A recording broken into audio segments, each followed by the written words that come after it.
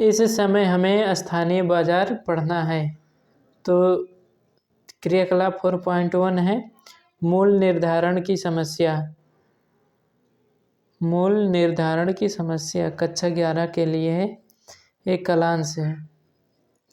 नीचे दिए गए अनुच्छेदों को पढ़िए, वे यह समझने में आपकी मदद करेंगे कि शिल्पकारों को विभिन्न परिस्थितियों में अपने उत्पादों की कीमत निर्धारित करते समय किन समस्याओं का सामना करना पड़ता है। शिल्प का वास्तविक मूल्य। उत्कृष्ट शिल्पकारी का आकलन शिल्प में प्रयुक्त सामग्री की कीमत उसके वजन या आकार से नहीं किया जा सकता और ना ही उसे केवल प्राप्त ज्ञान के आयाम से मापा जा सकता है।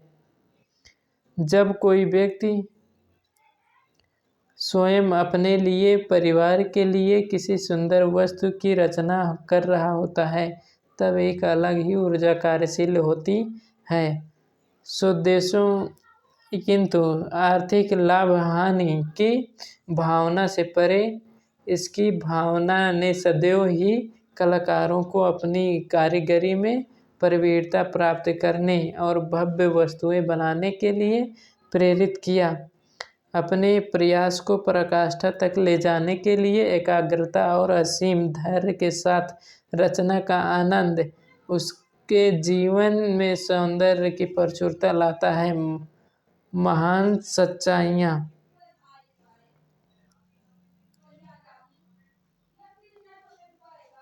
महान सच्चाइयाँ दैनिक जीवन की छोटी छोटी वस्तुओं में श्रेष्ठता के माध्यम से ही कायम रखती है। हस्तशिल्प न केवल सुंदर विरासत के रूप में मूल्यवान है, बल्कि इसलिए भी हम उसके साथ जीवन, उन्हें छूना, महसूस करना, प्रयोग करना, उसके साथ घनिष्ठ संबंध बनाना चाहते हैं, ताकि उसके ललित्य पर हमारा जीवन की संपन्न हो जाए। ये जो है कमला देवी चट्टोपाध्याय का कथन है। हमारा देश बहुत बहुमूल्य धातुओं से बनी अधिकांश वस्तुएं पारंपरिक रूप से तौल कर बेची जाती थी। अब भी प्रायः यही स्थिति है। इसका अर्थ है कि अधिकांश कारीगरी की कीमत पर विचार नहीं किया जाता था। चांदी, सोना, यहाँ पर जो है कुछ चित्र दिखाए गए हैं, जिसमें जो है यहाँ पर दही बेचती हुई महिला, यहाँ पर कुछ सामान खरीदती हुई महिला, यहाँ पर रंग बेचते हुए कुछ आदमी, जो है यहाँ पर हाथी ले जाते हुआ आदमी दिखाई दे रहा है। इसके अलावा जो है सोना आदि की बाजार दरें दोनों पक्षों को ज्ञात होती थी और किसी वस्तु की कीमत तय करने में दोनों पक्षों के व्यापारी परस्पर स्वीकार्य लाभ का प्रतिशत जोड़ते थे। यह प्रतिशत काम की गुणवत्ता के आधार पर भिन्न भिन्न होता था। यद्यपि अति उत्तम कार्य के लिए अधिक मूल्य निर्धारित किया जाता था, तथापि स्वर्णकार, रजतकार के कौशल को बहुत कम महत्व दिया जाता था। ये उसके साथ किसी मजदूर जैसा ही व्यवहार किया जाता था। यह पश्चिम से बिल्कुल उलट था। यह उलट है, जहाँ कारीगरी की कीमत प्रायः उस समय द्रव्य की मूल कीमत से अधिक है जिस पर काम किया गया है। तैयार वस्तु का कलात्मक मूल्य उसकी खुरदरा कीमत में परिलिखित होता है। इसके बावजूद भारत में बहुमूल्य धातुओं को लोकप्रिय बनाने के लिए बड़ी मात्रा में परिकार तथा अनेक तकनीकों का विकास हुआ। लघु कार्यों के लिए कुछ दिए गए विषय। स्थानीय बाजार जाकर विभिन्न शिल्पों से चर्चा करें कि शिल्पकारों से चर्चा करें कि वे अपने उत्पादों के लिए कच्ची सामग्री कैसे प्राप्त करते हैं और इस भेंट वार्ता को लिख लें। यह जानकारी उस उत्पाद की कीमत तय करने के लिए बहुत महत्वपूर्ण है। विभिन्न शिल्पकार अपने उत्पादों की कीमत कैसे तय करते हैं? वे स्वयं अपनी कारीगरी का मूल्य निर्धारण कैसे करते हैं? किसी स्थानीय हाट या मेले में जाइए और एक प्रकार के द्रव्य और उससे बने विभिन्न उत्पादों, उनके रूप, कार्यों और प्रत्येक की कीमत की जानकारी प्राप्त कर उस पर दस्तावेज तैयार करें। उपर्युक्त क्रियाकलाप 4.1 में संकलित अनुच्छेदों में प्रस्तुत विभिन्न विचारों पर चर्चा करें। शिल्प उत्पादों पर अपनी राय लिखें। उसके अलावा है कक्षा 11 के लिए समय 2 क्लास। दिन के आखिरी 2 क्लासों में स्कूल के समय के बाद स्थानीय बाजार में भ्रमण आयोजित किया जाए। सर्वेक्षण के लिए स्थानीय बाजार, मेले, हाट में जाने से पहले स्थानीय शिल्पियों द्वारा प्रयुक्त तौलने या मापने के कुछ तरीकों के बारे में निम्नलिखित अनुच्छेद पढ़ना है।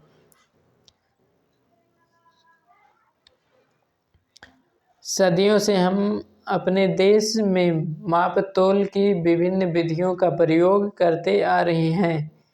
इनमें से अनेक अत्यंत उम्दा है।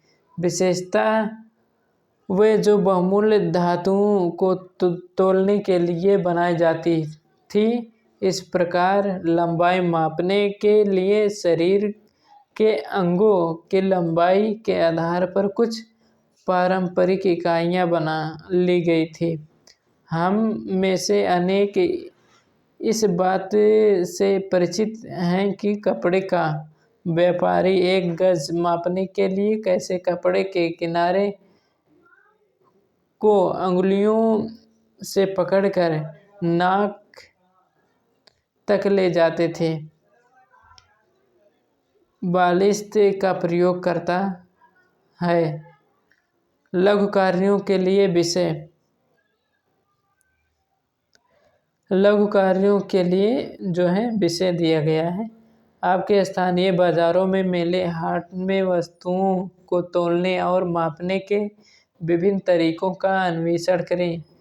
अपने सहपाठियों के साथ मिलकर चार्ट, फोटोग्राफ आदि द्वारा इनका प्रदर्शन अन्य छात्रों के लिए करें। उपभोक्ता और निर्माता के हित सुरक्षा रखते हुए तौलने और मापने के लिए वैकल्पिक तरीके विकसित करें।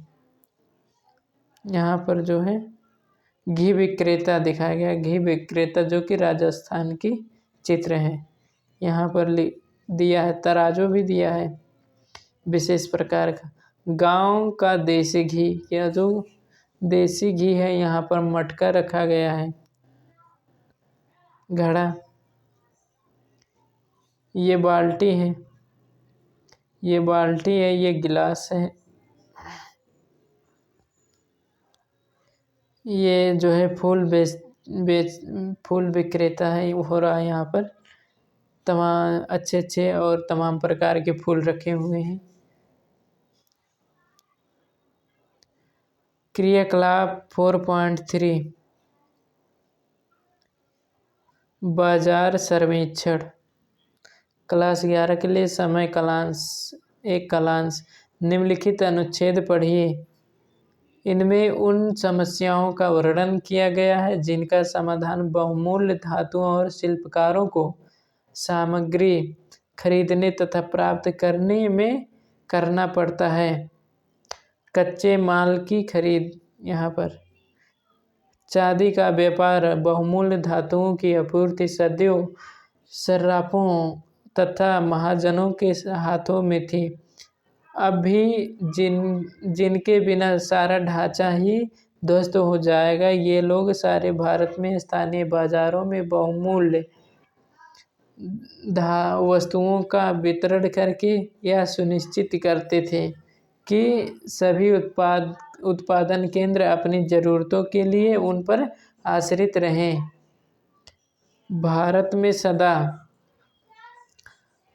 से ही पंजीकृत सर्राफों ही बड़ी संख्या में रहे हैं और आज भी उनकी संख्या 12,000 से अधिक है।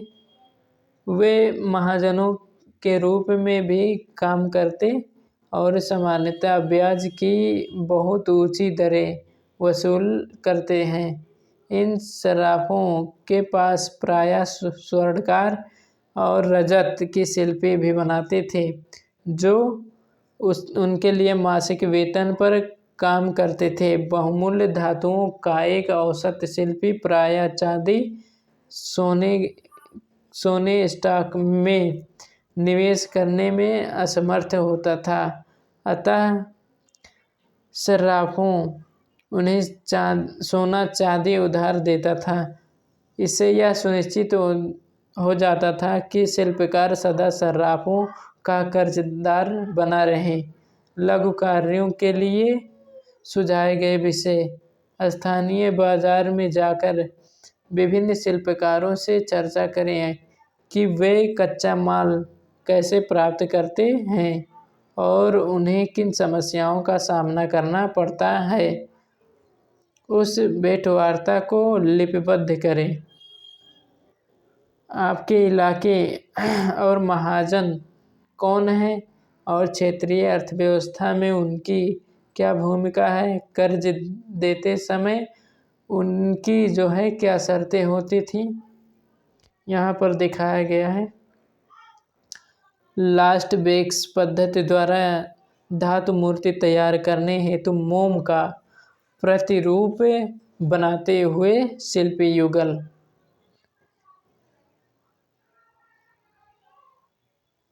आज हम अभी देखेंगे 4.4।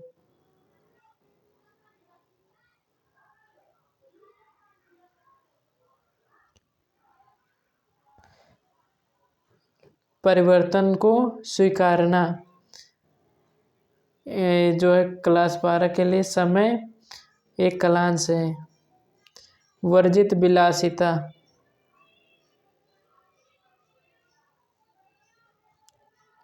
हिमालय में पाए जाने वाले वन्य प्राणी हिमालयी आइबेक्स की ऊन से बनी कश्मीरी शहतूत मुद्रिका शाल इतनी महीन एवं मुलायम होती है कि आदमी की अंगूठी भी आसानी से गुजर सकती है। आज पर्यावरणीय कारणों से आइबेक्स को लुप्त होने से बचाने के लिए इसका उत्पादन और बिक्री निषिद्ध है।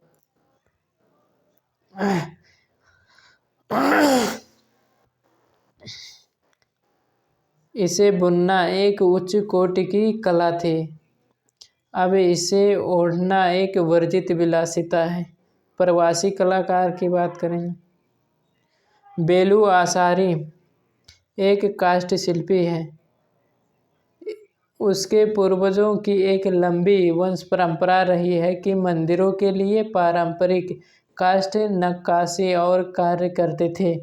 बेलू आसारी के अनुसार उसके पूर्वज तंजौर में बस गए और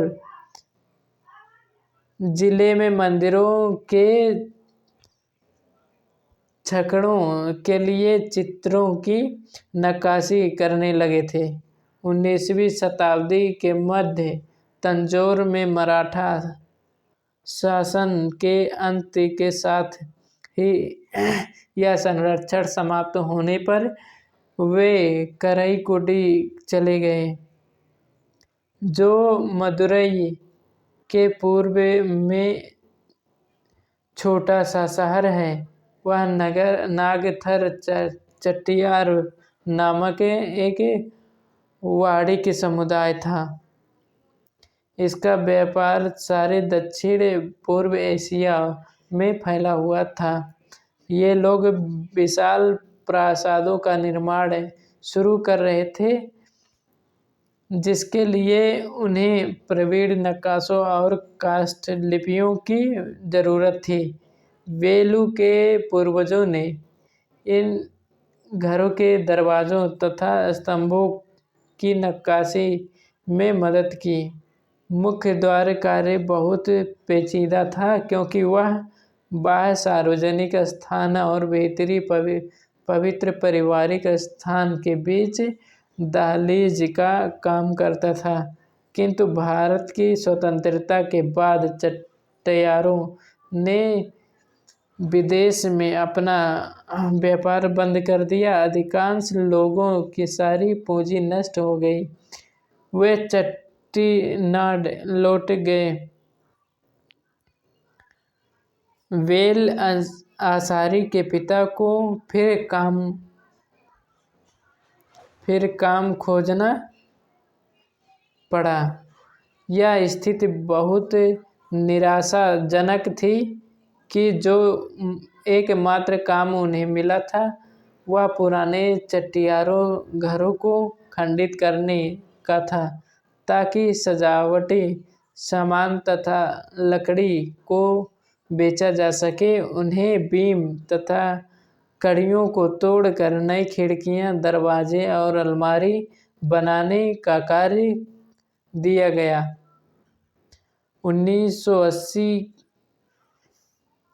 1980 के दशक के शुरू में वेलू आसारी का परिवार सेलम के निकट कल्लाकुरिची में चला गया, जो चाइना सेलम थम्ममपट्टी और अरुम्बावूर के 4 ग्रामों में से एक था। ये स्थान काष्ठ नक्काशी के लिए एक नए केंद्र के रूप में उभर रहे थे। तेजी से विकसित होते हुए बाजार की ओर वेलू परिवार भी आकर्षित हुआ। यहाँ सारे भारत से एजेंडा अपने शिल्प, निर्यात और घरेलू बाजार के लिए अच्छे नक्काशों की खोज में आते थे। विवाह संबंधों के कारण उनके रिश्तेदार भी वहाँ थे। आजकल वेलू अंसारी हिंदू देवी देवता, मुख्यतः गणपति लक्ष्मी के पैनलों की नक्काशी में व्यस्त हैं, जो चेन्नई तथा मुंबई के बाजारों के लिए बनते हैं। पैनल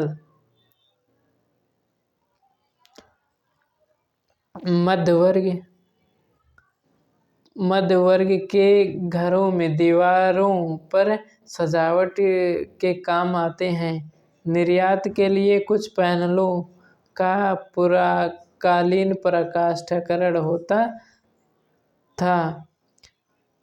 उनका छोटा भाई बेंगलुरु चला गया है और फर्नीचर निर्माता के लिए कुर्सियों पर नक्काशी तथा अलंकरण कार्य करता है।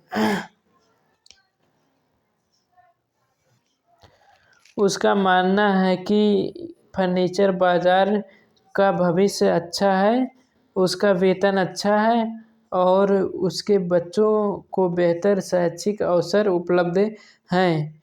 वेलू आसारी के चाचा अभी कुराईकोडी में ही रह रहे थे। वे उत्सवों के दौरान हिंदू देवताओं के लिए जुलूस के वाहनों, रथों की नक्काशी करते हैं। उनके पास भारतीय मंदिरों के साथ साथ सिंगापुर तथा अमेरिका के मंदिरों की भी संविधाएं हैं। वेलू आसारी कल्लाकुरिची में खुशी है। गांव में ही रह रही नई प्रगति के बारे में उनकी मिली-जुली भावनाएं हैं। यद्यपि वहां अनेक नए कारखाने खुल गए हैं, तथापि उनका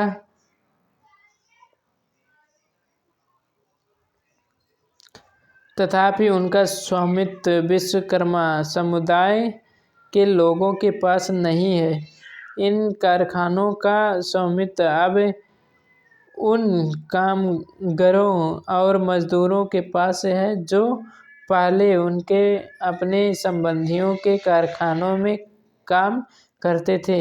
वे व्यापार में कुशल हो गए और अब स्वयं उद्यमी शिल्पकार हैं। समुदाय की कुछ युवा महिलाओं की ओर से काष्ठ की नक्काशी सीखने की मांग की जा रही है। वेलु आचारी इसका प्रसन्नता से समर्थन करते हैं। उसके जीवन में परिवर्तन ही सतत है, इसलिए वे अक्सर सोचते हैं कि उनके लिए भविष्य क्या लाएगा। तमिलनाडु एक काष्ठ शिल्पी वेलु आचारी के साथ एक भेंटवार्ता से है। कुछ चर्चा कर ली।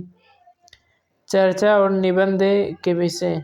अपने शहर में शिल्पकारों के प्रवास पर चर्चा कीजिए। समाज में बदलती हुई ज़रूरतों और अन्वेषण करके उन्हें स्पष्ट कीजिए कि स्थानीय शिल्प समुदाय ने स्वयं को इन नई मांगों के अनुकूल कैसे बना लिया। इसका रिकॉर्ड भी बनाइए। यहाँ पर जो है चित्र दिखाया गया है। केले के पत्ते ले जाते हुए तमिलनाडु जो है केले के पत्ते जो है बेचने के लिए ले जा रहा है, जो कि तमिलनाडु का चित्र है। आप देख सकते हैं, यहाँ पर हम देख सकते हैं।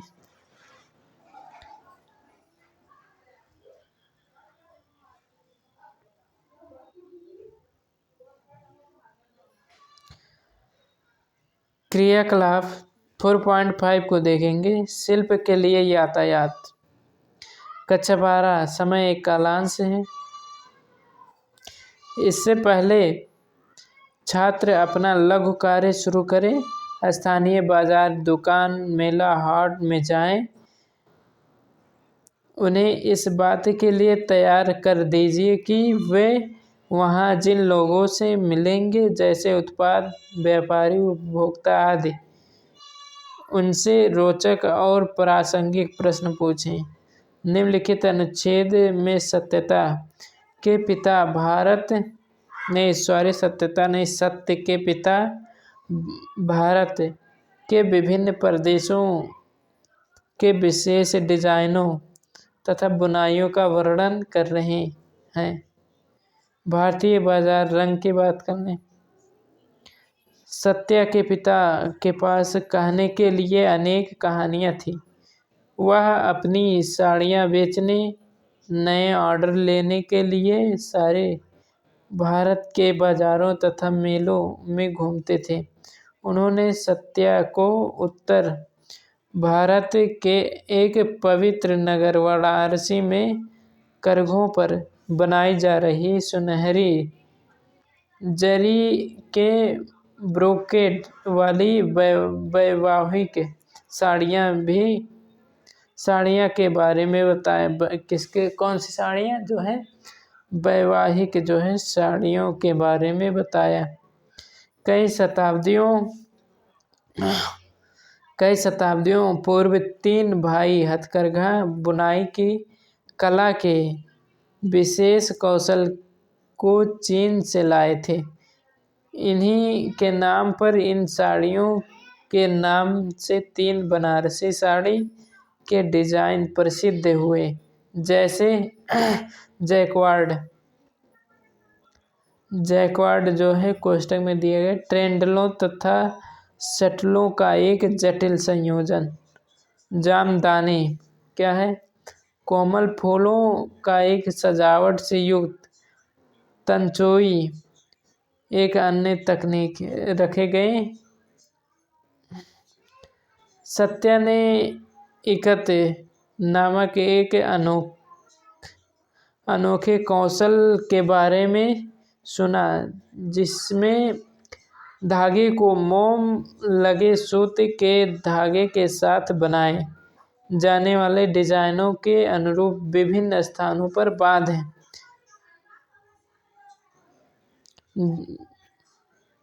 बांधा जाता है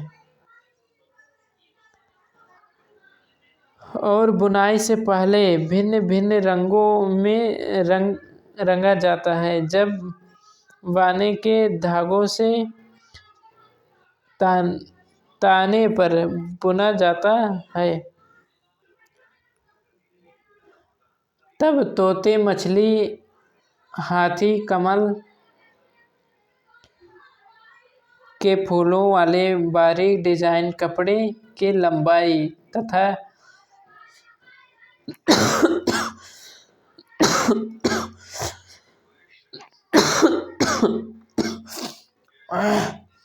जादुई रूप से उभरते चले जाते हैं। आंध्र में यह साड़ियाँ पोचमपल्ली और उड़ीसा में संबलपुरी नाम से प्रसिद्ध हुई। गुजरात के पाटन में ताने और बाने दोनों धागों को बांधकर रंगा जाता था और पटोला नामक कपड़ा बनाया गया। दुर्भाग्य से अब केवल एक ही परिवार बचा है जो इस कौशल को जानता है। उत्तर भारत में चंदेरी के जुलाहे सूत का इतना महीन कपड़ा बुनते थे कि वह ढाका की मलमल का मुकाबला करता था। उसके ताने में 1800 धागे होते थे। सत्या के पिता ने बताया कि भारत के हर कोने के अपने डिजाइन तथा बनावटें होती थी, परंतु साड़ियों के लिए कांचीपुरम अत्यधिक प्रसिद्ध स्थानों में से एक था। क्रियाकलाप है यहाँ पर। आप जिस बाजार में गए थे वहाँ उपलब्ध शिल्प सामग्रियों की सूची बनाइए। भारत के नए नक्शे दिखाइए कि वे कहाँ से आई थी। आपके इलाके तक उन्हें कैसे लाया गया।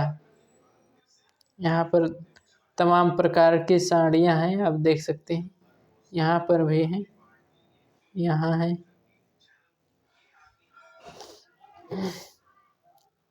यहाँ पर भी हैं।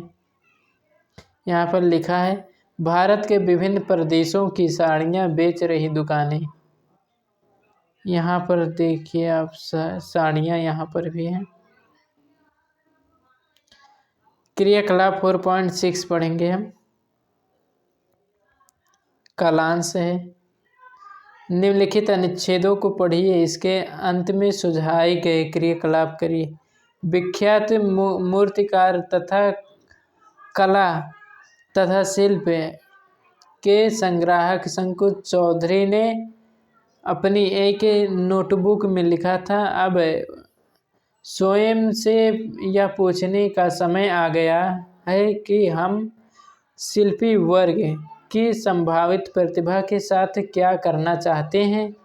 उनका संग्रह इस बात की याद दिलाता है कि शिल्प का सामर्थ्य रूप से साथ कार्य के संश्लेषण में निहित है, न कि आज की अति अलंकृत आवृत्तिमूलक कलाकृतियों के अंधाधुंध उत्पादन है। किसी समय रसोई के उपकरणों में भी शैली तथा उपयोगिता दोनों होती थी। रचनात्मकता और कल्पनाशील डिजाइन का सम्मिश्रण होता था, जैसे एक सेवई बनाने की मशीन को जादुई घोड़े में सिंदूर की डिब्बी का मछली और मोर के रूप का बदल जाना।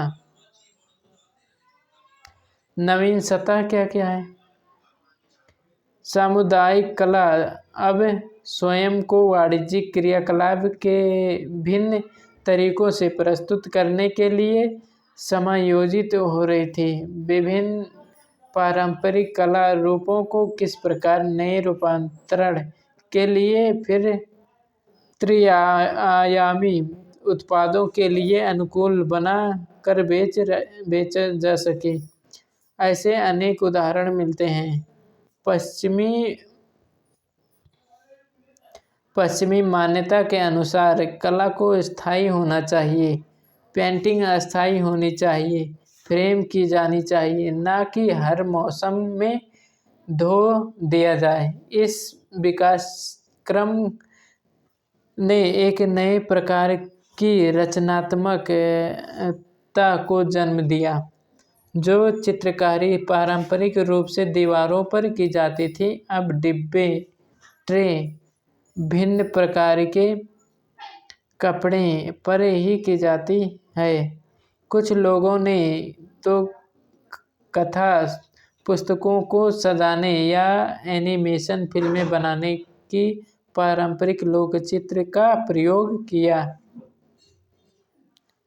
यह बदलाव कला के रूप की इतनी विकृत न कर दे कि उसका मूल स्वरूप तथा अर्थ नष्ट हो जाए, या विभिन्न समुदायों तथा समाजों की सांस्कृतिक विरासत और कला रूपों को समझने का महत्वपूर्ण पहलू है।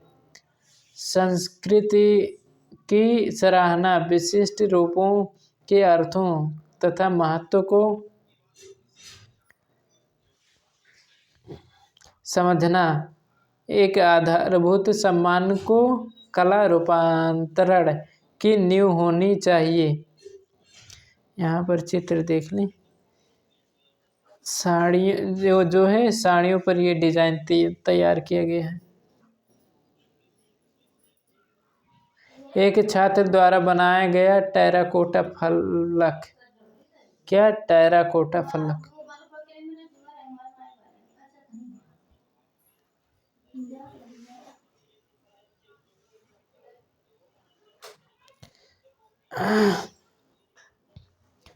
घर से कोई ऐसी शिल्प वस्तु चुनिए जो नए प्रयोगों के लिए रूपांतरित की गई है।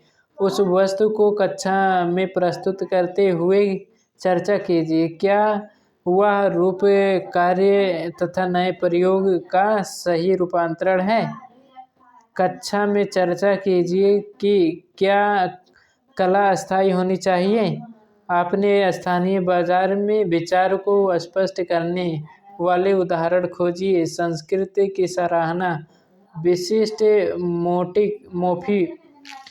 मोटिफों का अर्थ, महत्व को समझाना और एक आधारभूत सम्मान को कला रूपांतरण की नींव होनी चाहिए। अन्वेषण कीजिए कि नए सतहों पर शिल्प का रूपांतरण नए प्रकार की रचनात्मकता की ओर कैसे ले जाया गया। रूपांतरण के ऐसे उदाहरण खोजिए जिन्होंने कला के रूप को इतना विकृत कर दिया कि उसका मूल स्वरूप का अर्थ नष्ट हो गया। बाजार में शिल्प रूपों के स्थायी और अस्थायी स्थानीय उदाहरणों की खोज कीजिए।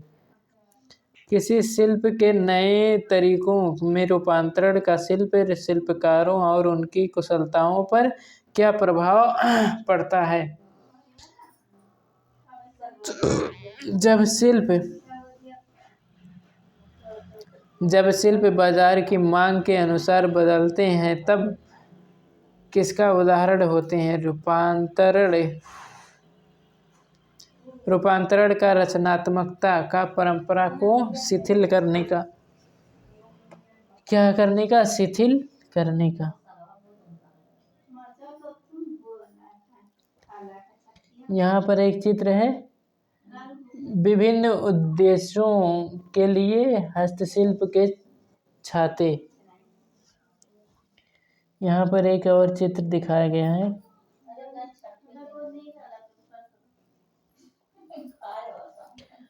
शिल्प के अस्थायी और अस्थायी रूप जो है तमिलनाडु से है। ये तमिलनाडु से तैयार किया गया है ये चित्र। क्रियाकलाप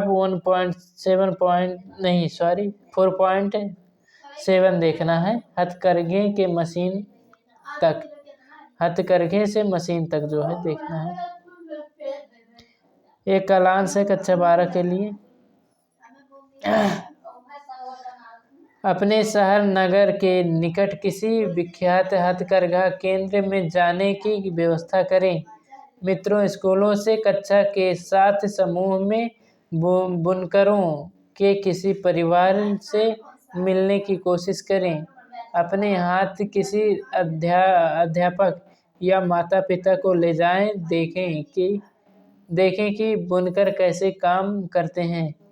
पुरुष और महिला आपस में काम को कैसे बांटते हैं। सूत रेशम को सुंदर कपड़ों में कैसे बदला जाता है। बुनकरों को समस्याओं का सामना करना पड़ता है और उनमें कितनों की पहुंच स्कूलों और कॉलेजों तक है। आपने जो सीखा उस पर एक निबंध लिखें। इस प्रकार एक समूह में अपने आसपास की किसी आधुनिक कटाई मिल जाए। यह देखें कि हथकरघा बुनकरों की आधारभूत बुनाई तकनीकों मशीनों द्वारा कैसे की जाती है। मिलकर मिल का एक मालिक कौन है। मिलों का स्वामित्व और नियंत्रण सामान्यतया किसके पास होता है। क्या बुनकर समुदाय के लोग जो है कपड़ा निर्माण करने वाले फैक्ट्रियों के मालिक हैं। यदि नहीं तो क्यों नहीं। इन मिलों में कौन काम करता है। क्या केवल बुनकर समुदाय के लोग यहाँ काम करते हैं। यदि पारंपरिक बुनकर मिल में काम करते हैं तो वहाँ की उनकी क्या भूमिका है। ये जो है बुनकर स्थानीय बाजार ये है। क्रियाकलाप 4.8 देखेंगे। कालांश है।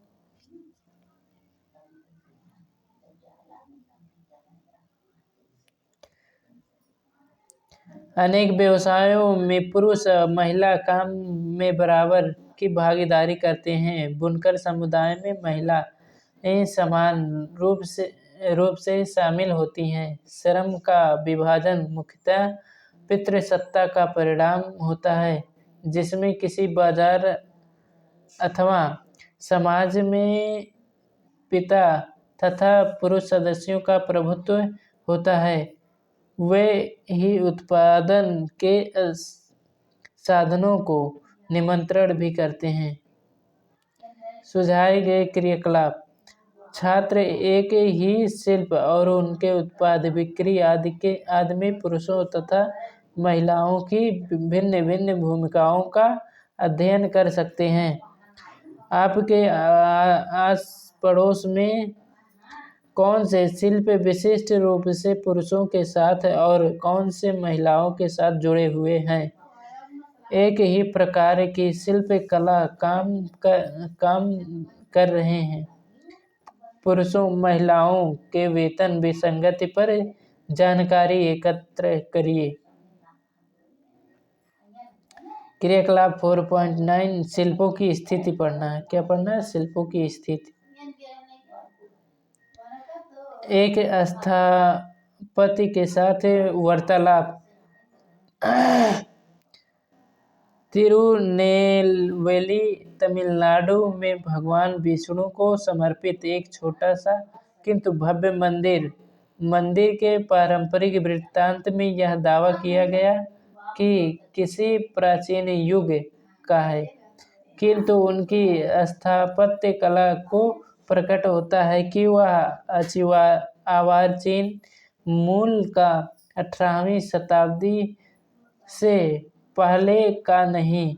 संभवतः इसका निर्माण वर्तमान आंध्र तथा कर्नाटक के ब्राह्मणों द्वारा किया गया था, जो मंदिर के सामने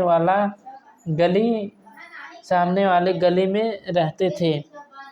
ये ब्राह्मण अब इस परिदृश्य से लुप्त हो चुके हैं और अपने पीछे लुप्त होती परंपरा छोड़ गए हैं। अब मंदिर का नियंत्रण स्थानीय लोगों के हाथ में है। इस समय इसका तेजी से जीर्णोद्धार हो रहा है, जिसका नेतृत्व एक जोड़ी कर रही है। इनमें से एक श्रद्धालु स्थानिक और एक समर्पित कर्मचारी, जिसे यह कहने में कोई संकोच नहीं होता है कि वह नास्तिक है। यह समर्पित जोड़ी मंदिर में प्रवेश एक 5 मंजिला गोपुरम का निर्माण करना चाहती है। मंदिर जाने वाली सड़क इस विशाल योजना के फलस्वरूप मलबे से अवरुद्ध है, किंतु यहाँ के निवासियों को इससे कोई शिकायत नहीं है। मंदिर के आसपास पथों पर भारी पत्थर बिखरे पड़े हैं, जो गोपुरम का आधार बनेंगे। निर्माण कार्य पर्यवेक्षण करने वाला स्थपति लंबा और वाचाल है। उसका थोड़ा सा लंगड़ापन उसकी लंबाई और उभरता है। उसकी वाचालता उसकी सुरीली आवाज़ द्वारा कोमल हो जाती है। उसका चेहरा, यहाँ पर एक चित्र है जिसमें हाथी दिखाया गया है, कुछ आदमी भी हैं। यहाँ हाथी है, ये सब आदमी वगैरह या स्त्रियों को जो है बनाया गया है। स्थानीय बाजार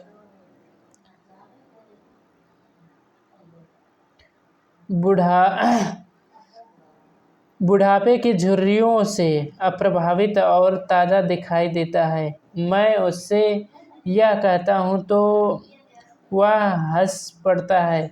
मैं जहाँ हूँ वहाँ पहुँचने के लिए मैंने बहुत संघर्ष किया है सर। स्थापत्य के रूप में मेरा 20 वर्ष से अधिक का अनुभव है। मैं विश्वकर्मा नहीं और जन्म से चेट्टियार हूँ। उसका यह अंतिम वाक्य हैरानी की बात है। दक्षिण में देवस्थान जैसे पवित्र निर्माण पर पूरी तरह विश्वकर्मा समुदाय का एक अधिकार है। स्थापत्य कला का ज्ञान एक पीढ़ी से दूसरी पीढ़ी को सौंपा जाता है और इसे इस सुगठित समुदाय की सीमाओं के भीतर गोपनीय से रखा जाता है। इस विधि से स्थापत्य कला की कोई विशेष हानि नहीं हुई। 6वीं शताब्दी तक पुराने दक्षिण भारतीय मंदिरों की प्रचुरता से यह तथ्य स्पष्ट है।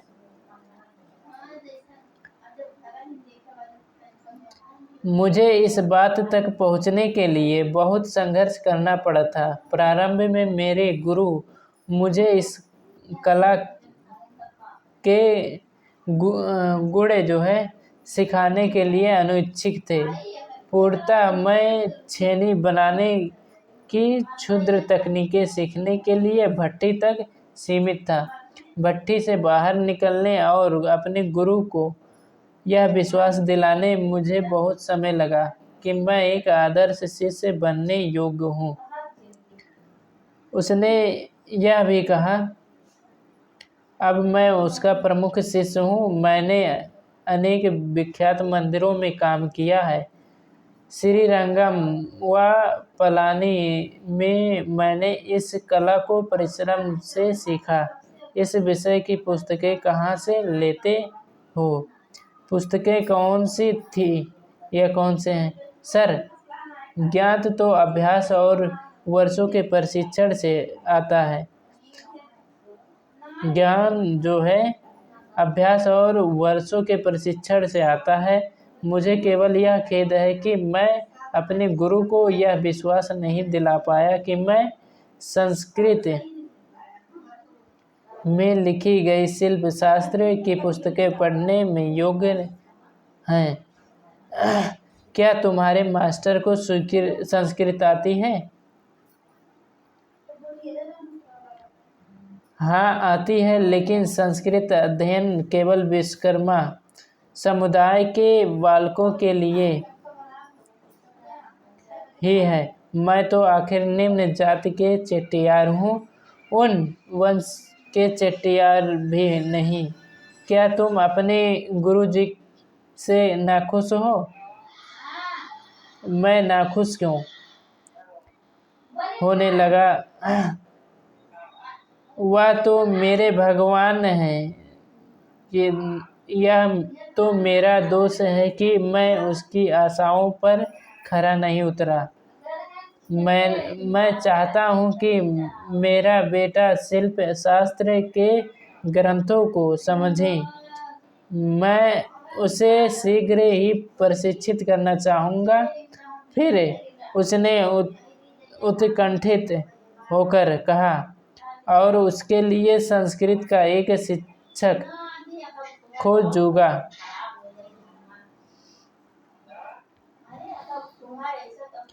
खोजने के लिए मंदिर का पिछवाड़ा अनेक गतिविधियों का केंद्र बना हुआ है, जहाँ पाषाण का काम करने वाले मिस्त्री ग्रेनाइट के विशाल खंडों पर काम कर रहे हैं।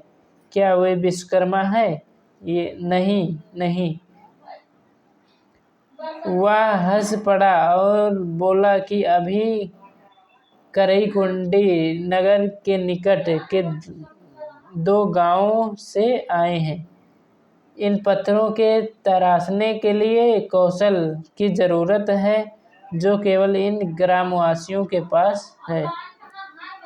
विभिन्न प्रदेशों की अलग-अलग सामग्री से बनाए गए ब्रैकेट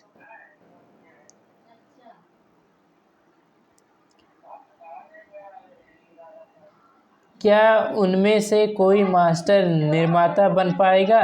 यदि उनमें से कोई इच्छुक हो तो इतना ही उत्साही हो जितने तुम हो। तो तुम किसी को प्रशिक्षित करोगे? यह शायद मेरे जीवन काल में नहीं होगा। हो सकता है कि मेरे पुत्र या पौत्र को शिष्य रूप में पत्थर का काम करने वाला कोई परिश्रमी मिस्त्री मिल पाएगा। इसमें समय लगता है। मैं संभवतः महसूस करता हूँ कि जाति की इमारत उतनी ही कठोर होती है जितनी कि ग्रेनाइट की ऊपरी सतह, जिसके पत्थर के ये खंड तोड़ गए हैं।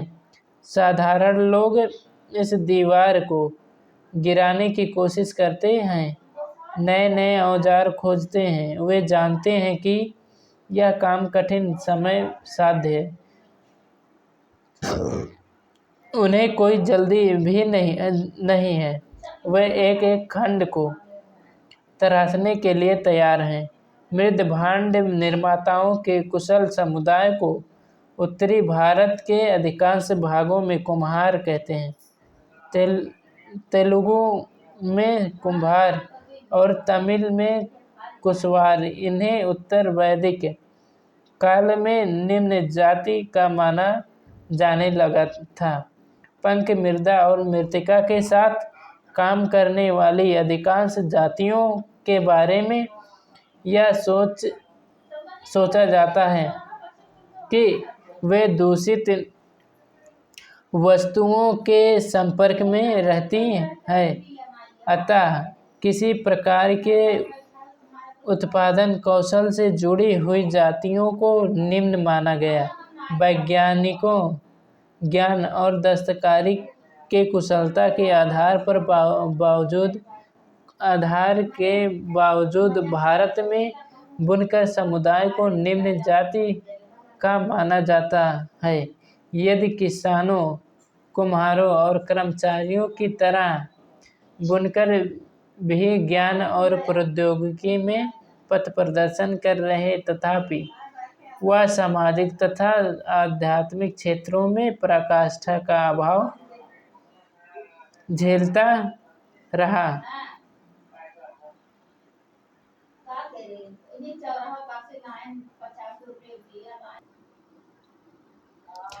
बुनकर आज भी गरीब बने हुए हैं। अनेक राज्यों में बुनकर आत्महत्या कर रहे हैं क्योंकि वे ऋण को नहीं चुका पाते जो उन्होंने मजबूरी में लिया था। आज वैश्वीकरण के युग में ऐसे समुदायों के आधुनिकीकरण, आजीविका तथा अस्तित्व बनाए रखने के लिए यह जरूरी है कि उसकी पहुंच सर्वोत्तम शिक्षा तथा रोजगार के अवसरों तक हो।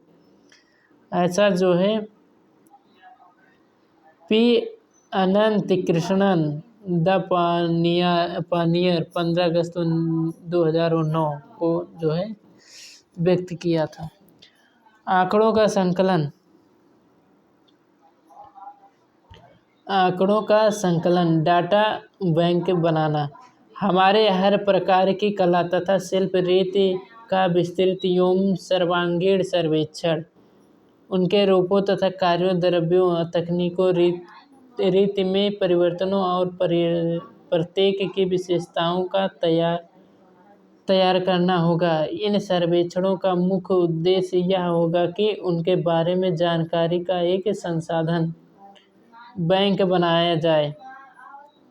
उसमें संग्रहालय के लिए आदर्श नमूनों और प्रयोग में लाई गई सामग्री, औजारों को शामिल किया जाए जो भावी पीढ़ियों को इनकी पूरी छवि देखने के लिए पर्याप्त हो।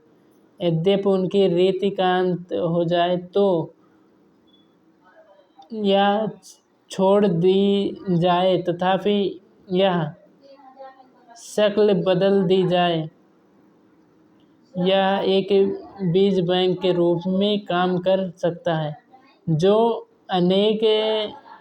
आने वाले समय में आवश्यकता पड़ने पर उनको पुनर्जीवित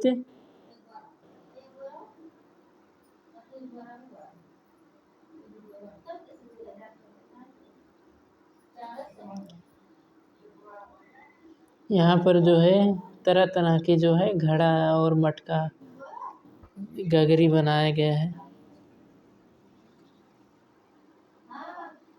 ये सब स्थानीय बाजार है। मृत्तिका पात्र, यहाँ पर लिखा है मृत्तिका पात्र बनाने की कार्यशाला, जो कि महाराष्ट्र का है।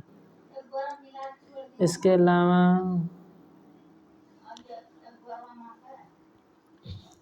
पुनर्सज्जित करने की भी व्यवस्था करेगा।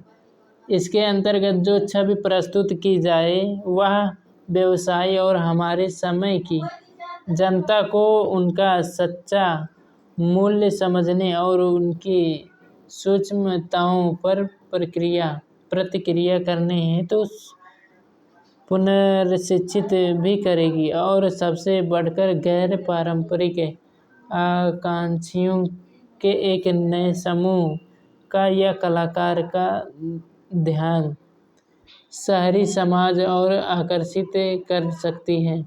के.जी. सुब्रमण्यन कहते हैं,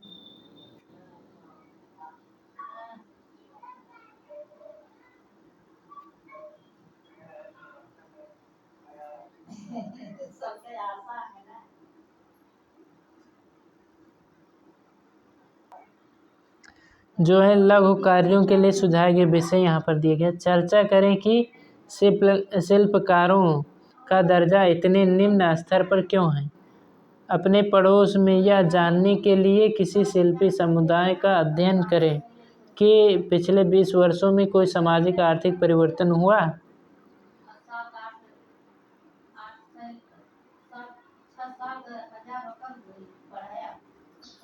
एक शिल्पी समुदाय और अध्ययन कर रहे शिक्षा, स्वास्थ्य, आहार, संसाधन तथा सुविधाओं तक उसकी पहुंच पर टिप्पणी लिखें। आपके प्रदेश में शिल्पी समुदाय की स्थिति सुधारने के लिए समाज, पंचायत, नगर पालिका द्वारा चलाई जा सकने वाले 3 क्रियाकलापों वाली एक योजना तैयार करें। इसके अलावा जो है समाप्त हो गया है। आगे हमें कल दूसरा चैप्टर तैयार करना है। तो वीडियो अच्छा लगा हो तो लाइक शेयर सब्सक्राइब और ज़रूर करें। धन्यवाद।